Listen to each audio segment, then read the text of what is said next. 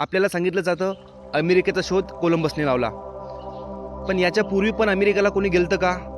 तर चला या व्हिडिओमध्ये आपण जाणून घेऊया. सुमारे 1000 वर्षापूर्वी वायकिंग्स नावाचे बहादर योद्धे आणि समुद्राचे शोधक अमेरिकेला पोहोचले.